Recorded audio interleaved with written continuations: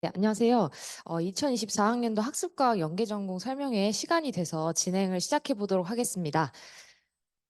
전체적인 학습과학 연구소 설명회에 관련된 자료 관련해서 QR코드로 저희가 제공을 하고 있으니까요. 지금 관련된 여기 QR코드 한번 찍으셔서 접속하시면 오늘 관련된 자료를 받으실 수 있습니다. QR코드 혹시 인식 안 하시는 선생님들은 여기 비틀리 코드 여기 뒤에 2024-0416-LS라고 되어 있는 요거 접속하시면 설명회 자료 다운받을 수 있습니다.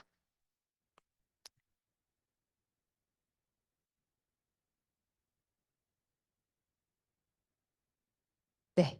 그러면 학습과학 연계전공 저희 조영환 교수님 개회사로 시작을 해보도록 하겠습니다. 네, 안녕하세요. 저는 학습과학 연계 전공의 전공 주임을 맡고 있습니다. 지금 교육학과에 있는 조영환입니다. 제가 또 학습과학 연구소 연구소장을 또 겸임하고 있어요.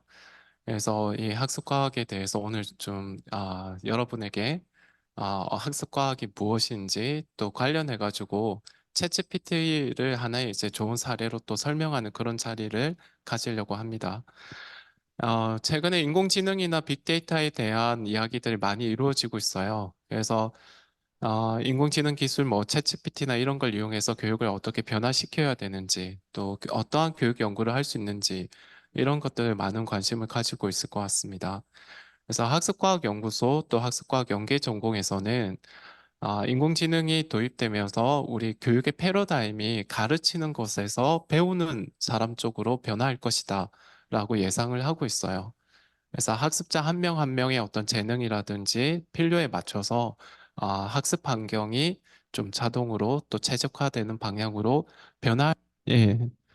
그래서 아마 여러분이 이제 인공지능 시대에 내가 교사가 되고 싶구나, 교육 연구자가 되고 싶을 때 무엇을 공부해야 되는지 좀 고민이 될 것 같아요. 여기 많은 이제 학부생들이 참여를 하고 있는데요. 그래서 인공지능 시대에 좀 필요한 내용이 하나는 학습 이론에 대한 이해가 굉장히 중요하다고 생각이 돼요. 그러니까 학습이 어떻게 일어나는지를 잘 이해해야 학습을 어떻게 최적화하고 맞춤형 학습을 할 수 있을지 계획을 세울 수가 있겠죠. 또 하나는 교육 현장에 대한 이해가 필요합니다. 아무리 이제 이론이 있더라도 이론하고 현실하고 이제 괴리가 생기면 그걸로 인해서 현장에서는 이제 맞춤형 교육이나 이런 것도 이루어지지 못할 수 있죠. 그래서 현장에 대한 이해가 필요하고 마지막으로 인공지능이나 빅데이터와 같은 이제 기술에 대한 이해가 필요합니다.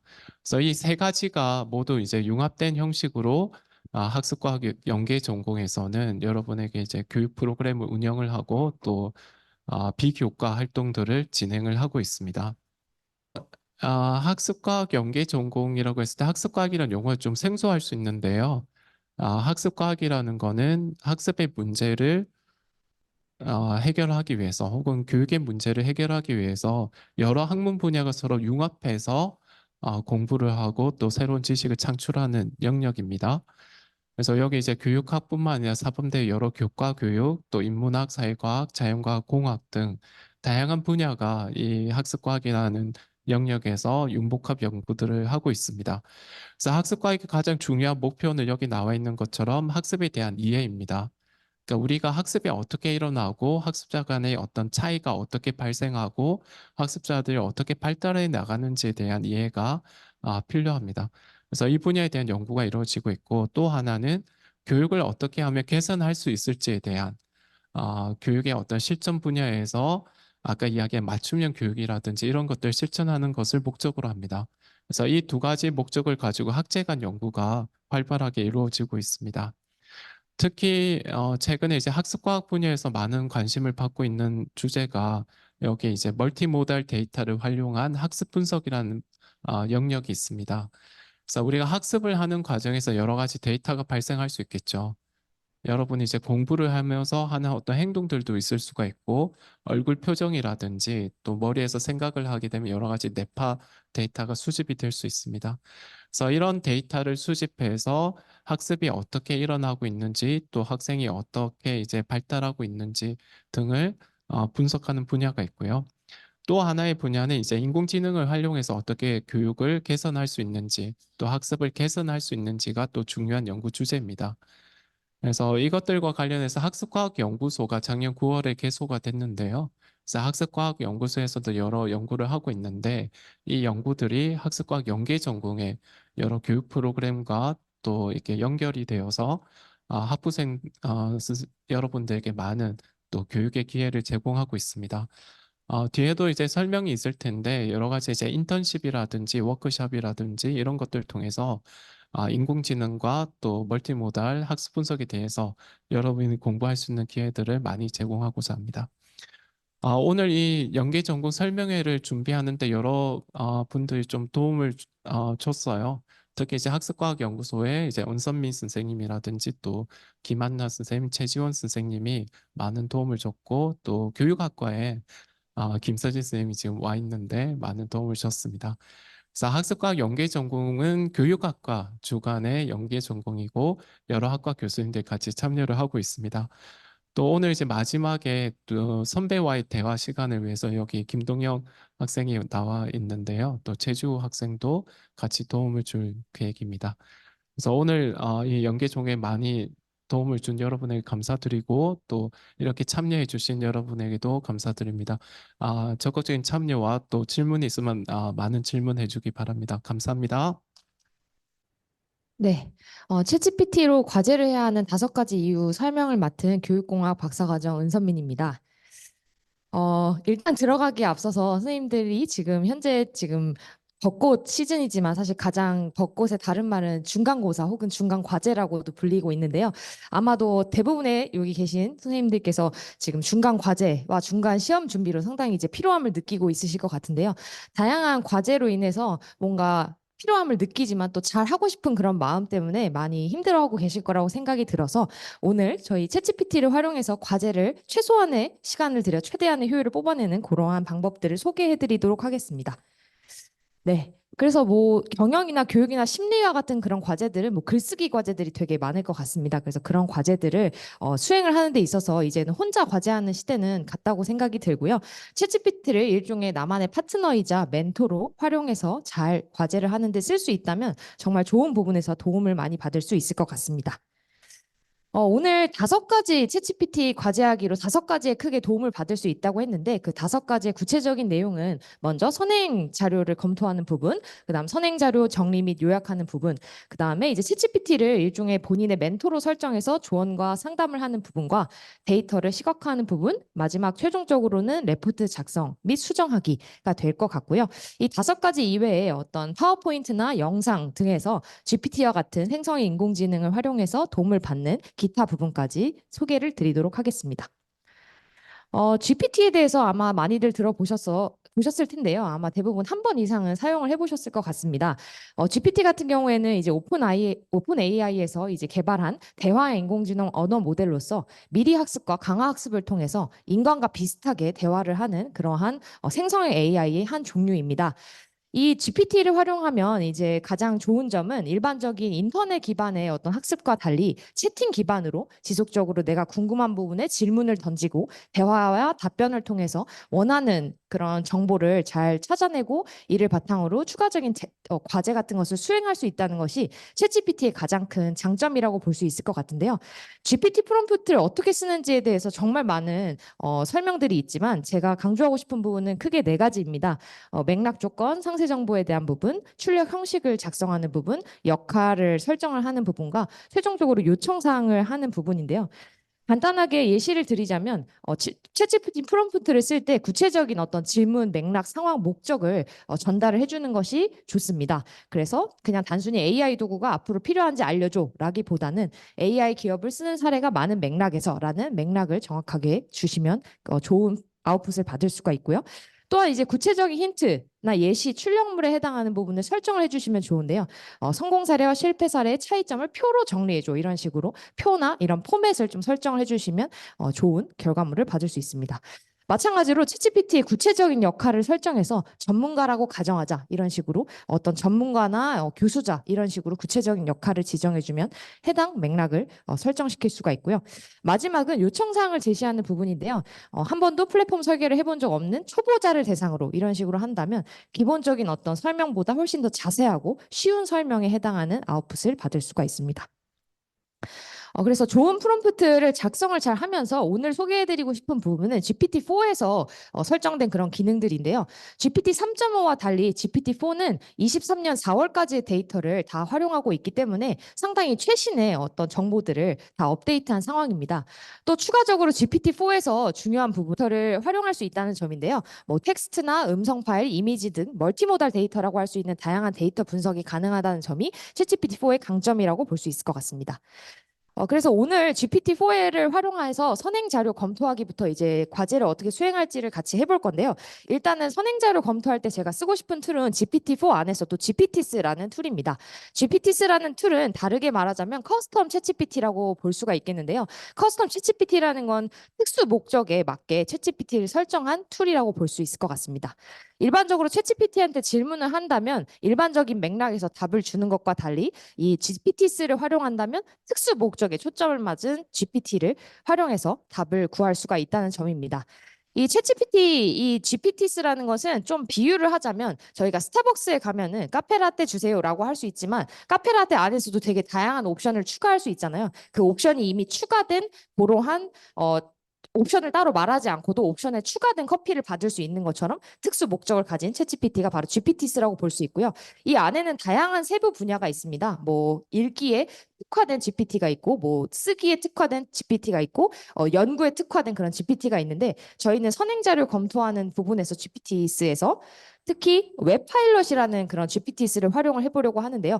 이 웹파일럿은 아무리 GPT-4라고 해도 사실상 23년 4월까지의 데이터만 활용하고 있다고 말씀을 드렸었죠. 하지만 웹파일럿 같은 경우에는 최신, 사실 지금 이 순간에도 사실 0.1초마다 계속 인터넷 정보가 업데이트되고 있는 그런 상황인데 그 최신의 인터넷 정보를 읽고 분석하고 실시간을 요약하는데 이 웹파일럿이라는 GPTs를 활용할 수 있습니다. 그래서 이 GPTs에 제가 이 웹파일럿의 안에다가 뭐 오늘 참고할 만한 전기차의 동향에 대한 기사를 추천해줘라고 한다면 이 인터넷 정보, 최신 정보를 바탕으로 관련된 사이트를 추천해 주는 것을 볼 수가 있고요. 또한 뭐 인터넷 정보에 특정 이제 사이트의 주소를 주면서 이를 바탕으로 키워드를 어떻게 검색해야 될지 좀 모를 때 이에 대한 보조를 받을 수가 있는데요. 뭐 키워드를 어떠한 방향으로 검색을 해야 될지 제시를 해달라고 요청을 준다거나 아니면 분석 보고서에 대한 웹사이트 여기선 제가 한 개를 예시로 들었지만 여러 개 사이트도 참조를 걸 수가 있습니다. 그래서 세 개나 네 개에 대한 사이트를 참조를 거시고 이를 전문가의 입장에서 뭐 요약해줘, 한국어로 제시해줘 이런 식으로 하면은 관련된 최신의 인터넷 정보를 분석을 하는데 활용할 수가 있습니다. 선행 자료를 이제 잘 찾았다면 이 선행 자료를 정리하고 요약하는 데도 상당히 많은 시간이 소요가 되죠. 이때 쓸 수 있는 GPTs는 스컬러 GPT와 GPT 리서처 오피셜이라는 두 개의 GPTs인데요. 이 두 가지 이 GPTs는 선행 연구들을 정리하고 요약하는 데 특화된 GPTs입니다.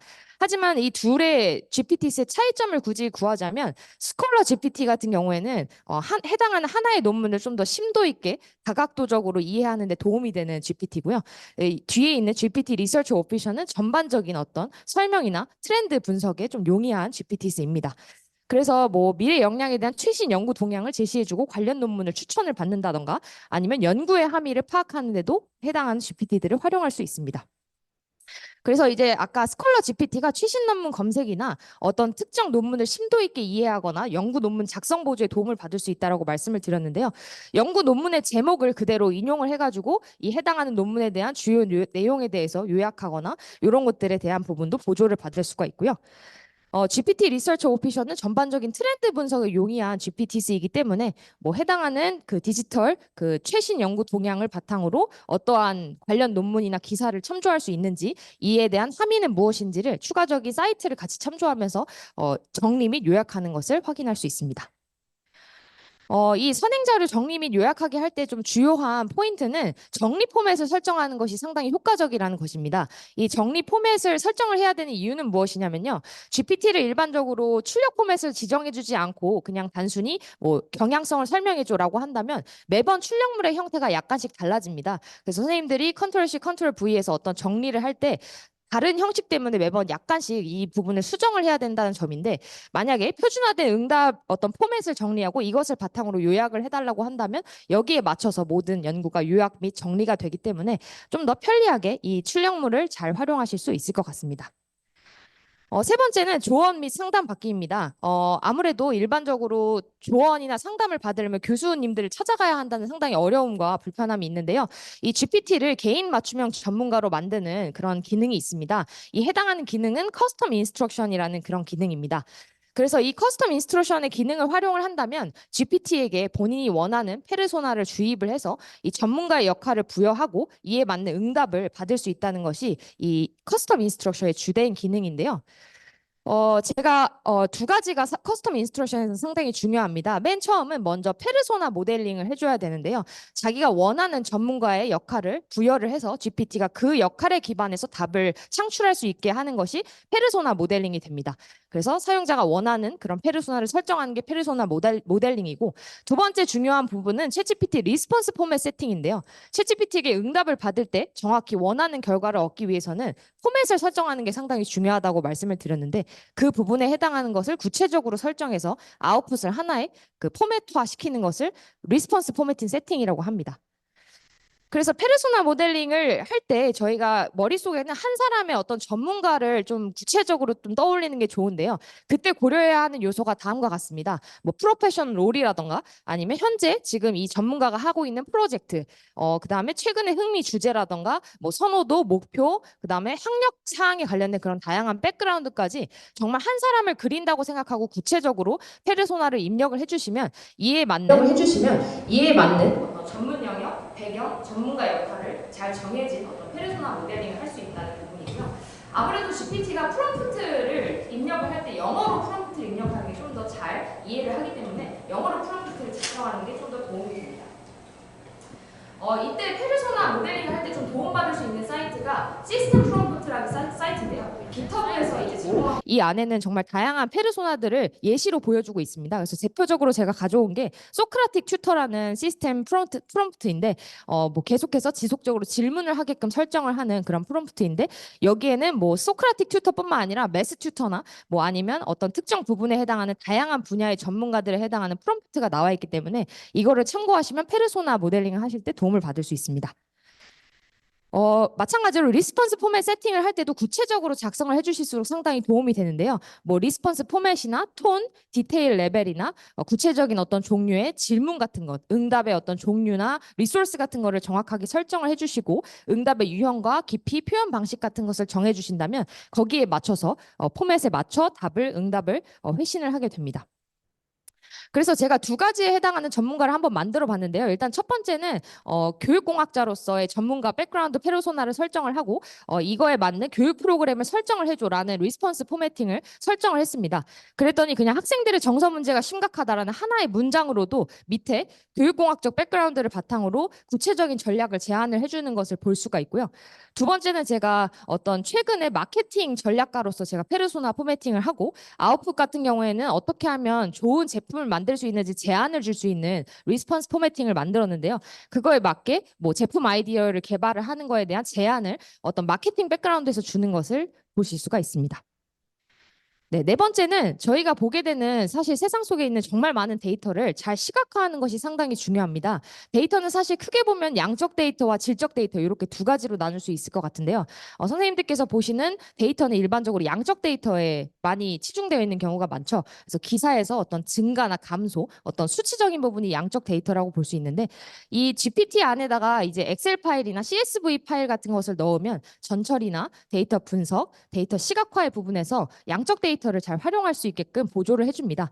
그래서 저 같은 경우에는 태블릿 PC 최근 보급률에 대한 엑셀 파일을 넣고 이를 이제 시각화하고 구체적으로 이제 막대 그래프로 제시를 해달라고 했는데요. 이 막대 그래프에 따라서 이제 지역별, 가로축의 지역별 전체적인 유세지를 세로축으로 해서 이렇게 시각화된 것을 볼 수가 있고요. 그것뿐만 아니라 아까 설명드렸을 때 GPT-4는 사실 다양한 멀티모달 데이터를 활용을 한다고 했는데 시각적 데이터도 이렇게 사진을 통해서 분석이 가능합니다. 그래서 저는 잘 모르는 분야긴 하지만 사진을 몇 개 가져와서 유산균으로 추정되는 균주를 배양한 어떤 실험에 대한 구체적인 설명을 넣으면서 이걸 바탕으로 분석을 진행을 해달라고 했더니 이미지 1, 2, 3에 대한 군집 개수나 평균 면적, 총 면적 같은 것을 정확히 분석을 해주는 것을 볼 수가 있고요. 물론 이 결과가 100% 완벽하다는 것은 아니지만 이것을 바탕으로 선생님들께서 과제를 하실 때 추가적인 참고 사항으로 활용하실 수가 있습니다. 아까 양적 데이터 말고도 또 하나의 축이 질적 데이터인데요. 질적 데이터는 대표적으로 면담이나 뭐 이런 데이터들이 되겠죠. 그래서 이러한 데이터에 파일 같은 것을 넣으시고 이러한 것에 대한 초기 코딩이나 주제 분석, 워드 클라우드 같은 시각화가 가능합니다. 그래서 최근에 이제 저희 연구실에서 했던 인간 AI 협력 면담 데이터 2개 정도를 넣고 이를 바탕으로 워드 클라우드를 제가 해달라고 했더니 이런 식으로 가장 많이 나오는 인간, 뭐 면담자, 대한, 대화 이런 이제 워드 클라우드가 강조된 시각화된 워드 클라우드 이런 식으로 시각화를 처리한 것을 볼 수가 있습니다. 네, 데이터 분석 시 좀 조심을 해야 되는 부분은 아무래도 맨 처음에 데이터 전처리하는 부분이 상당히 중요하고요. 만약 결칙치가 있거나 뭔가 데이터 안에서 이상한 부분들이 있으면 아무리 챗GPT라고 해도 잘 읽을 수가 없기 때문에 데이터 전처리, 좀 결칙치 잘 지우고 예쁘게 가공 변환하는 거는 각자 인간이 좀 하고 그런 다음에 이제 데이터 분석을 다양한 관점에서 분석을 하도록 맡길 수가 있는데 이때 이제 분석 지표를 조금 더 정해주시면 GPT가 좀 더 그거에 맞게끔 시각화하거나 해석을 해줍니다. 그래서 데이터 분석을 그냥 하면 약간 제대로 된 분석이 안 나올 수 있으니까 분석 지표를 좀 설정을 해주고 요거를 바탕으로 시각화하거나 분석이나 해석을 해달라고 했을 때 좋은 결과를 얻을 수가 있고요. 최종적으로 이러한 데이터 시각화를 통해서 해석이나 인사이트는 조금 더 생각을 하는 것을 통해서 데이터 분석을 처리할 수 있습니다. 네, 마지막 부분은 레포트 작성 및 수정하기인데요. GPT가 특히 잘하는 부분 중에 하나는 글을 쓰는 부분입니다. 그래서 글쓰기 할 때 가장 일단 첫 번째 부분은 글감 찾기와 브레인스토밍이 상당히 중요한데요. 그 글감 찾기나 브레인스토밍을 할 때 쓸 수 있는 GPT 툴은 라이폼이라는 GPT 툴입니다. 그래서 이 라이폼이 툴 안에 무엇에 대해서 글을 쓸지, 어떤 목적으로 글을 쓸지, 누가 읽을지, 어떤 형식으로 쓸지, 어떤 장르로 쓸지에 대한 것을 작성을 해주고 이에 맞는 어떤 브레인스토밍을 해줘. 이에 대한 글감을 찾아줘라고 한다면 여기에 맞는 서제스천을 제안을 이렇게 해주는 것을 볼 수가 있고요. 글감을 찾았다면 이제 그 다음은 전체적인 목차나 개요를 쓰고 세부 내용을 생성하는 부분이 되겠죠. 그래서 이전에 찾았던 글감을 바탕으로 생각을 하되 좀 지속적으로 챗GPT와 대화와 수정을 통해서 세부 내용을 생성하는 게 중요합니다. 이때 이제 근거나 정보, 이유 같은 부분을 좀 제시를 해주면서 이 물어보면은 좀 더 개요나 세부 내용을 생성할 때 좀 논리적인 피드백을 받을 수가 있는데요. 여기 보시면 그냥 일반적인 그 세부 내용에 대해서 제시를 해달라는 것이 아니라 업체와의 계약을 우선적으로 고려하고 네모라는 목표로 구매를 장려하는 전개하는 실행 방안 요거에 대해서 초점을 맞춰서 세부 내용을 생성을 한다면 밑에 각각에 맞는 전략 제안서를 받을 수 있습니다. 마지막은 첨삭 및 고쳐쓰기에 해당하는 부분입니다. 글을 다 쓰고 나면 사실 첨삭이나 고쳐쓰기를 하는 부분이 상당히 어려운데요. 누군가 자기의 글을 읽어주고 이 글에 어떤 부분이 잘못됐는지를 첨삭을 받는 것이 상당히 어려운 부분이죠.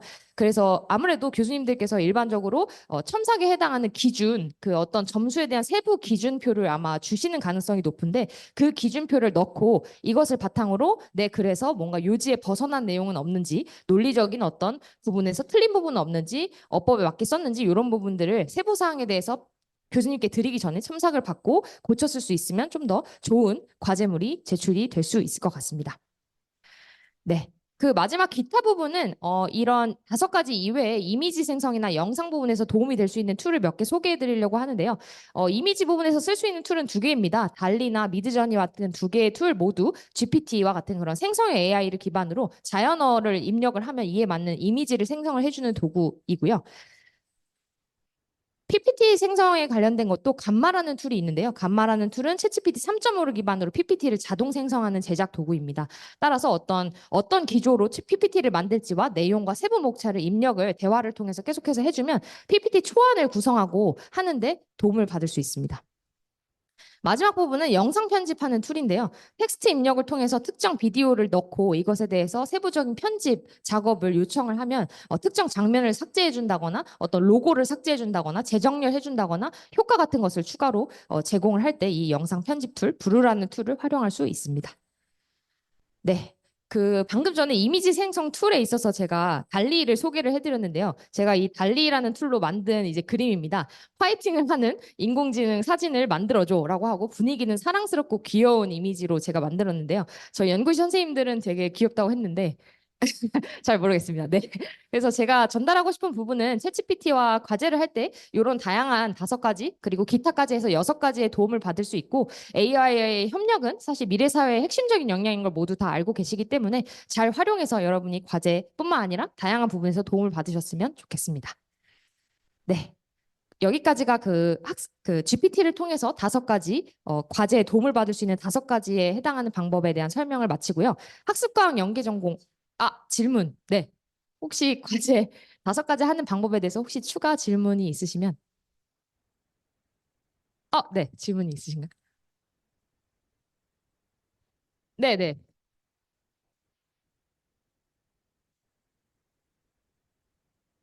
네.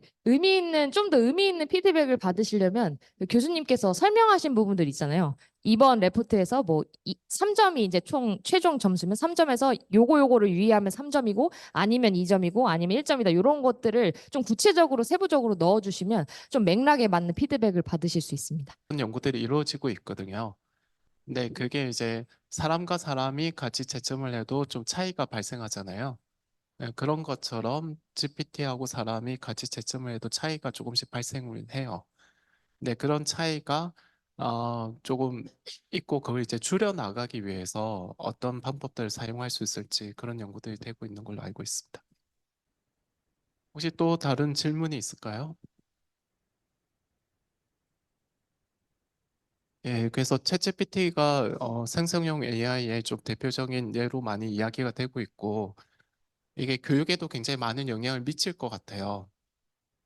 특히 학생들이 이제 미래 직업과도 연결이 돼서 생성형 AI가 어떤 직업을 더 만들고 혹은 어떤 직업을 사라지게 만들지 이런 것에 대한 논의가 있는데 이제 미래 학생들이 챗GPT와 같은 이제 생성형 AI를 활용해서 어떻게 자기가 이제 원하는 것들을 해 나갈 수 있는지 그런 역량을 길러주는 게 굉장히 중요한 교육이 해야 되는 역할이고 이 분야를 공부하는 데 있어서 학습과학이 굉장히 중요한 어떤 지식이나 기술의 원천을 제공할 수 있다고 생각이 듭니다.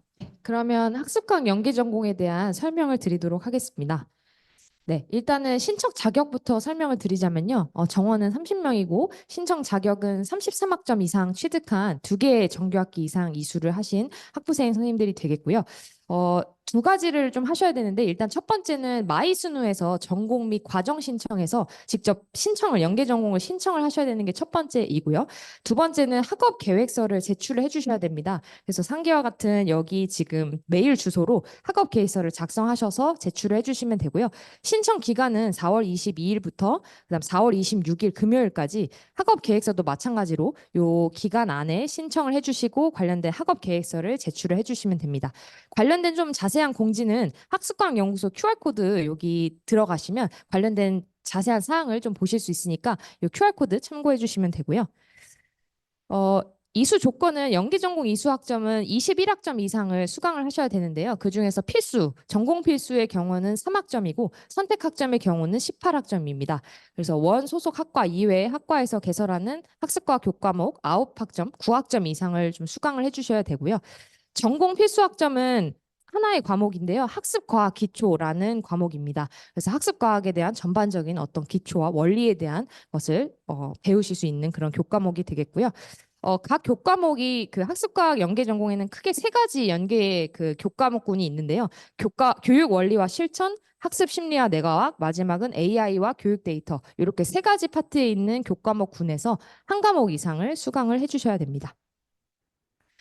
이수 조건을 할 때 좀 유의하셔야 할 점은 동일 교과목을 중복해서 인정하지 않는다는 점인데요.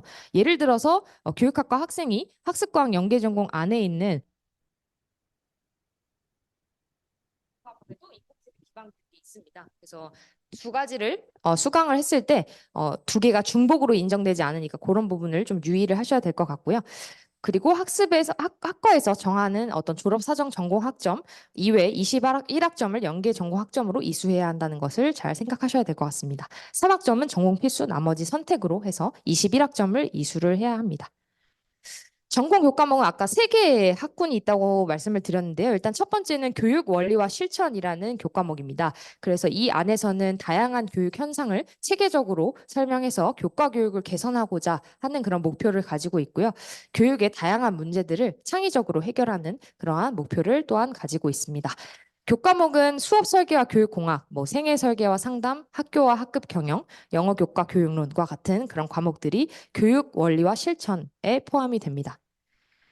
두 번째 교과군은 학습 심리와 뇌과학이라는 교과군인데요. 학습자의 특성을 분석하는 게 학습자 중심 어떤 교과를 하는데 상당히 중요하죠. 그래서 학습자의 특성과 학습 현상을 융복학적인 그런 관점에서 설명하는 목표를 가지고 있고, 이를 바탕으로 학습을 개선하기 위한 방안을 모색하고자 합니다. 해당하는 교과군의 교과명은 교육 심리 혹은 인지신경 언어학 이론과 실제, 학습과 기억의 심리학 및 실험, 혹은 뇌에 관련된 뇌마음 행동과 같은 뇌인지과학과 같은 그런 과목들도 같이 포함이 되고 있습니다. 마지막 교과군은 AI와 교육 데이터인데요. 오늘도 설명드렸다시피 AI가 상당히 교육 안에서 많이 활용되고 있습니다. AI와 데이터 과학의 기초 지식과 역량을 함양하고 교육의 어떤 다양한 목적을 달성하는데 효과적으로 AI를 활용하고 사용하는데 이러한 방안을 탐색하는 목표를 가지고 있고요. 이 안에 이제 교과목에는 인공지능 기반 교육, 그다음에 통계 방법에 해당하는 수업, 빅데이터와 학습자 중심 교육과 같은 교과목들이 해당 교과목군 안에 포함이 되게 됩니다. 비교과 활동으로 설명드리고 싶은 부분은 아마 많은 이제 메일을 통해서 그리고 많은 이제 활동을 통해서 아마 오신 분들이 있을 텐데요. 학습과학 심포지엄, 그다음에 학습과학 세미나, 학습과학 워크숍 등 다양한 비교과 활동을 실시하고 있습니다. 그래서 다양한 분야의 국내외 전문가 강연을 통해서 다양한 분야, 인공지능, 데이터, 뇌과학과 관련된 다양한 부분에 대한 연구 동향을 확인하고 실전적으로 이를 어떻게 쓸 수 있는지에 해당하는 부분까지 다루고 있습니다. 학습과학 연계 전공을 하게 되면 혜택은 일단 학습과학 연구소 인턴십, 아까 교수님께서도 설명을 해주셨는데요. 학습과학 연구소 인턴십을 수행을 할 수 있는데 저번 연도 그 겨울방학, 이번 연도 겨울방학에 인턴십을 한번 수행을 하였습니다. 그래서 학습과학 연계 전공과 학습과학에 관심 있는 선생님들이 오셔서 학습과학에 대해서 여러 주제를 직접 하나 선택해서 자율 연구를 기획하고 관련된 학습과학 관련된 프로젝트를 참관을 하였는데요. 이 오른쪽에 있는 것이 자율 연구 주제였습니다. 그래서 다양한 학습과학에 관심 있는 선생님들이 뭐 생리심리 데이터를 활용한 이용자의 집중도 분석이나 뭐 주석 연구별 인지부화와 작업 기억 정도의 비교 분석 이런 이제 다양한 본인의 관심 주제에 관련된 연구를 기획하고 직접 어떻게 연구를 수행할지에 대해서 발표를 하는 시간을 가졌습니다. 마지막은 그 졸업 증서 및 학적부에 학습과학 연계 전공 관련된 이수 내용이 기재된다는 점인데요. 실제로 이 연계 전공을 하셨던 한 졸업생 선생님에 따르면 연계 전공을 통해서 다양한 분야의 지식을 엿볼 수 있었고 관련된 수업을 들으면서 자신이 평상시에 궁금해했던 부분들을 배울 수 있었으며 이와 비슷한 흥미 주제를 가진 학우나 교수님들과 교류하는 그런 경험이 상당히 의미 있었다는 후기가 있었습니다. 네. 여기까지가 학습과학 연계 전공에 대한 설명인데요. 혹시 이와 관련된 질문이 있으시면 네, 주시면 관련해서 답을 해드리도록 하겠습니다.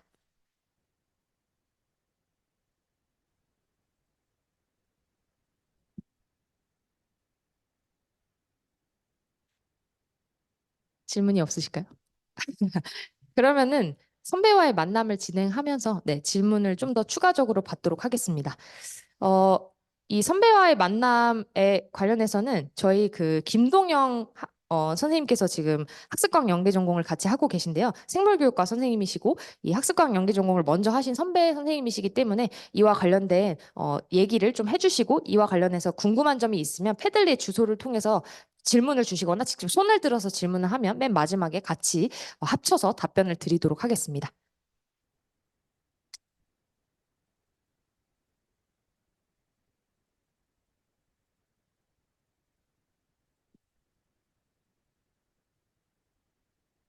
네, 안녕하세요. 저는 김동영이라고 하고요. 2023년도죠. 2023년 2학기부터 공식적으로 학습과학 연계 전공을 신청해서 이수를 하고 있습니다. 저는 주전공이 생물교육과고요. 어, 제가 사실 그 여러분들 학업 계획서 그 신청하실 분들은 아까 써야 된다고 했는데 저는 어떤 동기로 학습과 연계 전공을 신청했을지도 얘기하면 좋을 것 같아가지고 한번 준비를 해봤습니다. 제가 나름 제목을 정해봤는데 벌써 좀 수상하지 않나요? 나의 네 번째다. 뭘 네 번째나 하시나 싶으실 텐데 제가 이렇게까지 네 번째 전공까지도 신청을 하면서라도 학습과학을 듣고 싶었던 이유를 좀 말씀드리고자 하고 저는 동기가 이 제목에 드러나 있는데 교육에는 팩트 체크가 필요하지 않나? 라는 제목을 제가 달았어요. 이것에 대해서 좀 더 자세하게 말씀드릴게요. 네, 저는 좀 동일 인물이고요.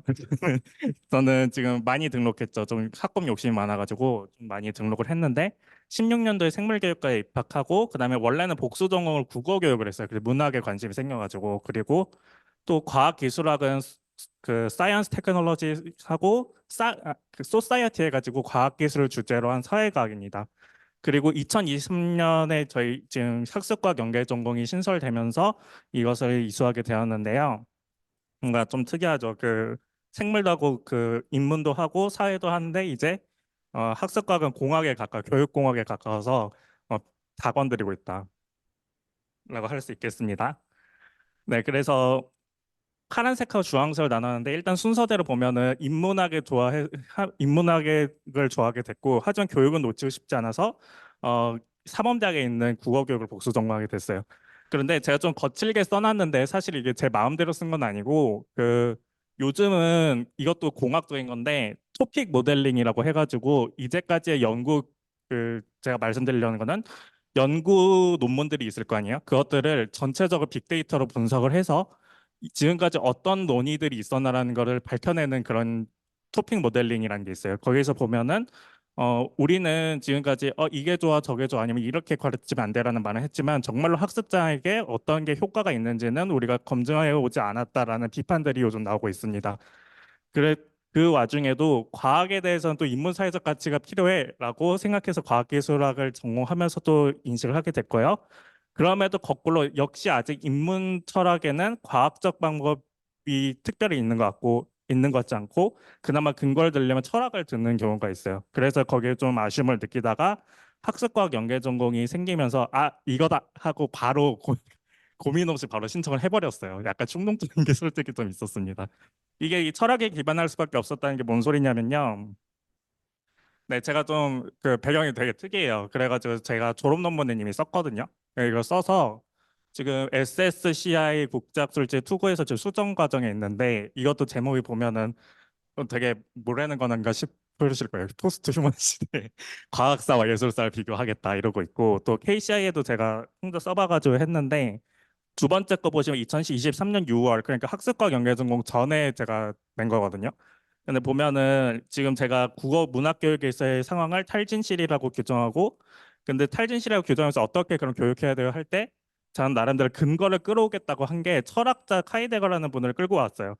그래서 이 근거가 사실 이 논문이 문학교육 패러다임에서 굉장히 반대되는 주장이기 때문에 굉장히 저항이 있을 거라 생각을 했는데 분들이 엄청 좋아했어요. 왜냐하면은 이 근거를 철학적으로 굉장히 잘 들었다고 했거든요.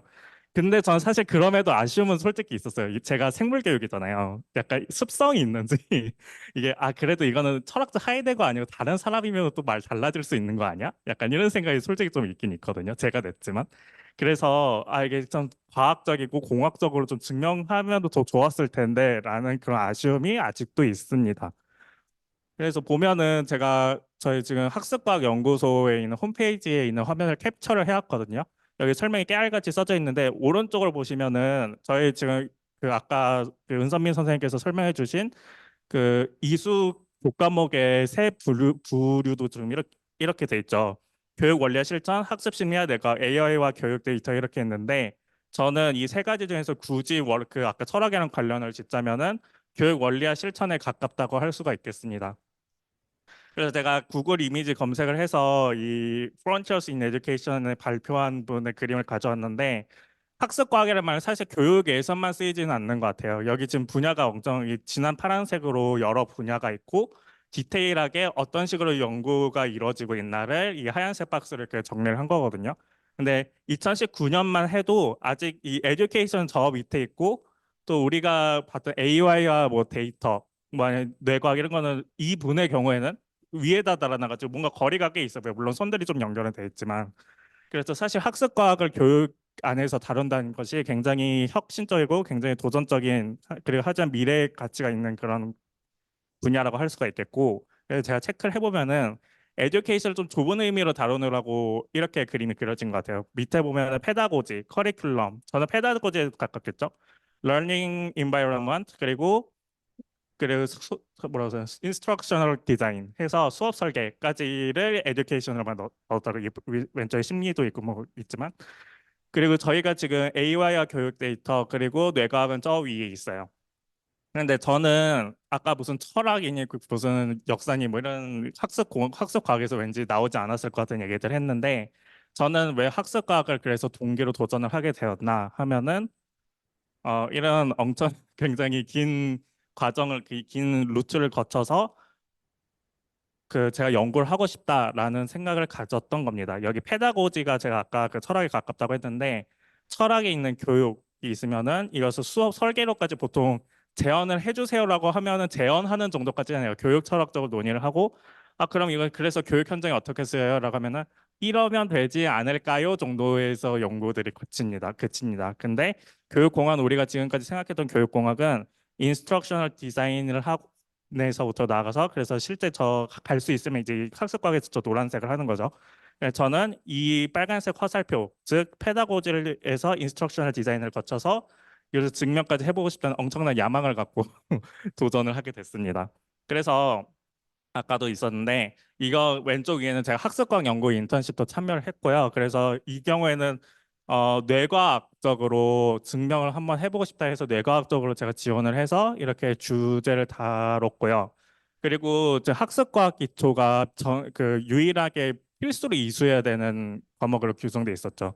거기에서 저 작년 같은 경우에는 찜티칭으로 이루어졌는데 학기말 보고서로 내가 이 자유주제긴 하지만 학습과학으로 무엇을 해결하고 싶냐라는 주제에 관한 보고서를 쓰는 게 있었어요. 그래서 저는 인문학과 인문학 교육을 변별하는 학습과학이라고 해서 제목을 달았는데요.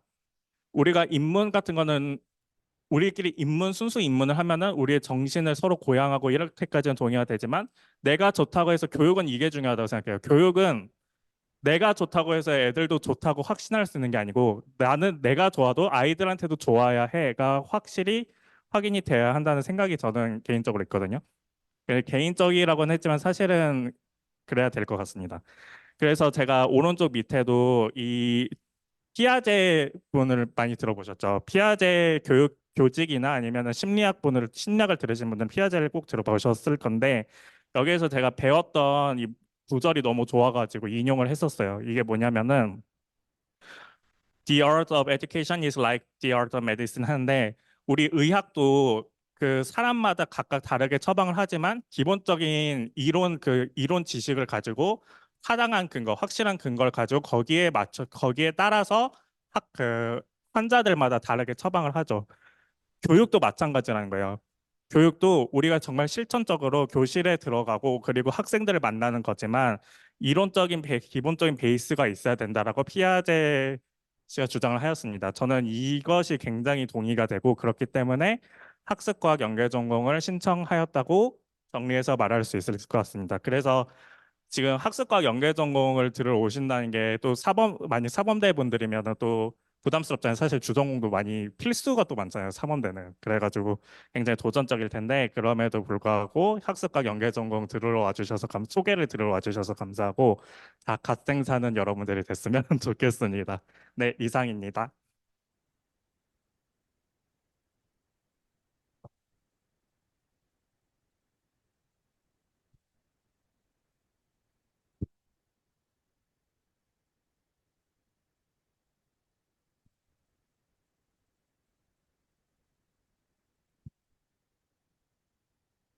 질문을 일단 지금까지도 4개가 올라왔는데 첫 번째로 제가 마지막에 진로가 궁금하신 거예요. 제가 여러 가지 너무 이것저것 다 하고 있으니까 김동현 선생님 최종 진로를 어디 생각하는지 궁금해라고 했는데 제 개인에게 여쭤보신 질문이지만 그럼에도 이거부터 답을 드리려는 이유는 사실 제가 원래는 아까 논문도 무슨 학부생이 무슨 뭐 이렇게 이것저것 해본다고 해서 논문도 내고 했는데 사실 논문 실적도 있으니까 무슨 국어 교육이나 아니면 뭐 철학을 간다든지 이런 걸 생각하실 것 같아요. 그래서 저도 당연히 그쪽 가야지 이러고 있었는데 제가 아까 학습과학의 가치를 말씀드렸잖아요. 그래서 사실 지금 다시 대학원을 갈 건데 열어두고 있어요. 공학 쪽으로 다시 눈을 돌리고 있거든요.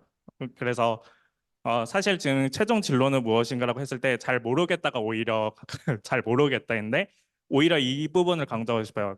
제가 이 국어 이런 철학적이고 막 이렇게 인문적인 거 논의를 많이 하던 제가 그것을 멈추고 다시 공학 쪽으로까지 좀 확장을 해서 고민을 할 정도로 지금 이 가치가 그 학습과학이라는 것의 가치가 좀 상당해 보인다라고 저는 사실 생각하고 있어요. 그래서 그 부분을 말씀드리려고 답을 했고, 하지만 답변은 결국 잘 모르겠다입니다. 그렇고 로그인이 꺼졌다. 이걸로 들어가서. 네.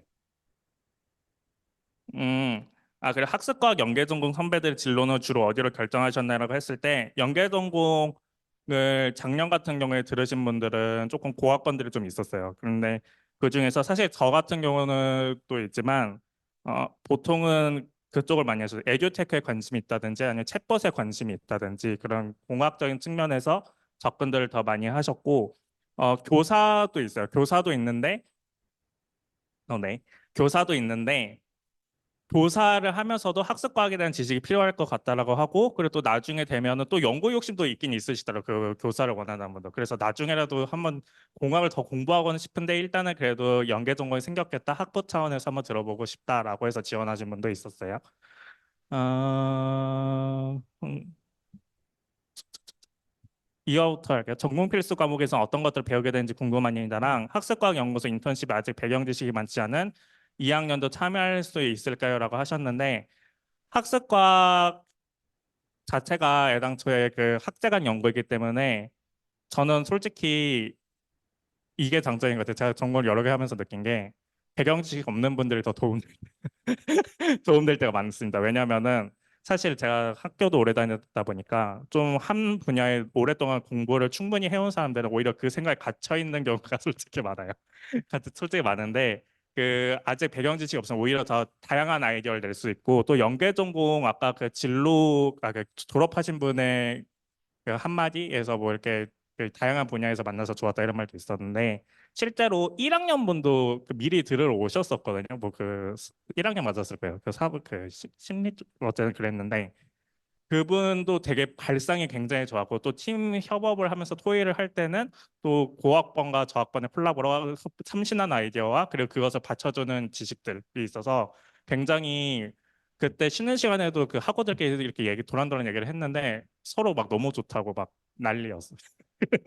그래가지고 굉장히 좋았고 그래서 전공 필수 과목이 아까 얘기했던 그 세 개 분야로도 있겠고 아까 학습과학 기초가 있는데 학습과학 기초가 전필이면서도 미리 들으면 좋긴 해요. 확실히 그 개괄적인 걸 들을 수 있고 아까 제가 학습과학 보고서를 했을 때 뭔가 무슨 엄청 구체적인 게 있었는데 사실 그거 말고도 다른 분들 보면 다른 분들 발표를 다 했거든요. 보고서 전에 1차로 발표를 먼저 했어요. 발표를 먼저 했는데 다들 자기가 보통 연계 전공을 신청한 게 보통 그래도 아주 미세하게라도 그 자기 뭐 아이디어가 있다든지 뭐 그런 경우가 있어서 좀 그 막 근거를 막 이렇게 타타타닥 들기보다는 드는 분도 있지만 아이디어를 어떻게 구현할 수 있을까? 아까 말했던 챗봇을 어떻게 구현할 수 있을까? 이런 식으로 발표를 했던 분도 기억이 납니다. 그래서 좀 같이 얘기를 해봤고 아직 대학원을 가지 않으신 이유가 궁금하다고 되어 있네요. 다른 거는 통계 자료가 있는지 궁금합니다. 이건 아까 한 거고 원하시는 것 같은 아직 대학원을 가지 않으신 이유가 궁금하다가 있는데 뭐 약간 저는 구체적으로 말하기는 좀 그렇죠. 건강상의 이유가 있었는데 건강상의 이유가 있으면 사실 쉬어도 되잖아요. 시험시험 해도 되는데 욕심이 너무 많아가지고 뭐 쉬어서도 늦게 졸업한다고 또 시험시험 해서 뭐 하냐 그냥 좀 더 공부하자 하고 학점이 꼭 그 요즘 A를 막 꼭 맞아야 된다 이런 생각 버리고 그냥 편하게 들으면서 내가 하고 싶은 거 다 해버리자 이렇게 된 거 이런 생각으로 들었습니다. 그래서 요즘 실제로 올해 들어서 교수님들 다 저한테 왜 졸업 안 하니? 라고 물어보시긴 하더라고요. 근데 그런 배경이 있다. 라고 했고 최종진을 했고 그래서 사실 연계 전공이 지금 신설된 지는 얼마 안 됐지만 분야도 굉장히 다양하게 나가고 있는 것 같고 지금 그리고 제가 알기로 한 명이 아시는지 모르겠는데 교육공학을 대학원을 준비를 이제 막 졸업을 앞두고 하는 분이 있어요. 그래가지고 교육공학이 확실히 관심이 있어서 오는 사람들도 있고 그냥 내 아이디어 조금 있고 해서 왔는데 교육공학이 이렇게 괜찮네 하는 분들도 있습니다. 저처럼 다시 대학원을 탐색하는 사람처럼 뭐 그 정도인 것 같아요. 지금 이거 여기 있는 거 말고도 바로 제가 지금 대답을 드렸는데 궁금한 거 있으시면 또 손 들으셔도 돼요. 시간이 근데 53분이네요. 네. 예. 그래서 아마 그 진로가 좀 궁금할 수 있는데 기본적으로는 이제 교육 분야에 그 사범대를 졸업하고 교사가 되는 게 이제 기본적인 진로 방향이죠. 그래서 교사가 되는데도 이제 학습과학적인 지식이 학생들을 가르칠 때 굉장히 필요하고 중요한 부분이라고 생각이 들고요. 이제 교사 이외에 또 다른 진로들을 많이 찾을 수가 있죠. 예를 들면 이제 기업에서 기업 연수를 담당을 한다든지 또 아니면 다른 이제 정부라든지 연구소에서 일을 할 수도 있는데 이런 것들을 할 때 이제 기본적으로 도움이 된다고 생각이 들고요. 근데 기존에 없었는데 이제 새로운 분야로 이야기되고 있는 게 이제 에듀테크 분야입니다. 그래서 에듀테크 분야에서 새로운 기술을 만들고 소프트웨어를 개발하고 할 때 우리가 많이 아까 이야기 드린 것처럼 또 교과 지식이라든지 교육에 대한 이해와 또 이게 학습이 어떻게 일어나는지에 대한 학습에 대한 이해, 또 인공지능이라는 이런 데이터라든지 이런 기술을 서로 융합적으로 활용하는 게 굉장히 필요해요. 그래서 학습과학연구소에서 이루어지고 있는 여러 프로젝트가 그런 방향으로 이루어지고 있기 때문에 학습과학을 공부하면 나중에 에듀테크 기업이라든지 이런 쪽에서 굉장히 필요한 인재가 될 수 있을 거라고 생각이 듭니다. 또 연구 주제도 굉장히 여러분이 이제 관심을 가지고 있으면 이런 주제에 대해서 공부를 하면 좀 도움이 많이 될 것 같아요. 그러니까 내가 나중에 이제 대학원에 어떤 대학원을 가든지 거기서 학습이라는 게 굉장히 많은 영역에 적용이 될 수 있고 또 그걸 이해함으로써 다른 영역에 이제 또 공부하는 데 도움이 많이 될 것 같습니다. 저 오늘 시간이 거의 이제 다 한 55분 정도 돼서 혹시 마지막으로 질문 있을까요? 네, 질문이 없으면 여러분이 이제 학습에 대해서 여러분 관심이 뭐가 있는지를 한번 생각해 보고 또 이 학습과학 연계 전공 신청 기간이 좀 남아 있으니까 이 4월 중에 많이 신청해 주면 좋을 것 같습니다. 그러니까 주변의 친구들한테도 요 오늘 이제 연계 전공에 써 있어 설명에 써 있었던 내용을 좀 공유해 주면 좋겠습니다. 예, 이것으로 연계 전공 설명회를 마치도록 하겠습니다. 감사합니다.